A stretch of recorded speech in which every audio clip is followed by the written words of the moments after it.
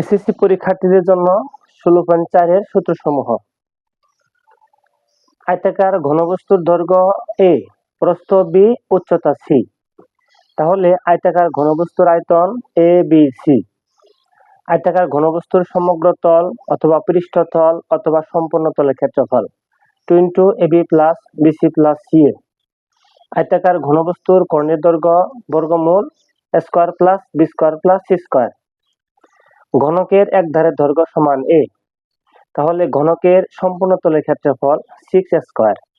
তাহলে ঘনকের সম্পূর্ণ তলের ক্ষেত্রফল 6 স্কয়ার হচ্ছে ঘনকের 6টি তল থাকে, তাহলে এক তলের ক্ষেত্রফল হলে স্কয়ার হবে, দুই তলের ক্ষেত্রফল 2 স্কয়ার। বলছে সম্পূর্ণ তলের ক্ষেত্রফল তার 6 স্কয়ার। ঘনকের আয়তন a কিউব। ঘনকের কর্ণের দৈর্ঘ্য √3a। ঘনকের পৃষ্ঠতলের কর্ণের দৈর্ঘ্য √2a।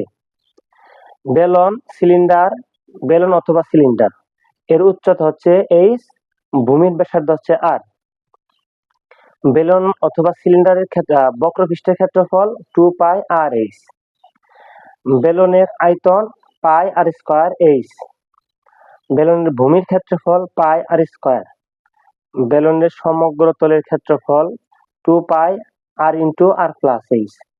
16.4 এর মাত্র 11টা সূত্র মুখস্থ করলে আমরা সকল প্রকারের অঙ্ক সলভ করতে পারবো ইনশাআল্লাহ।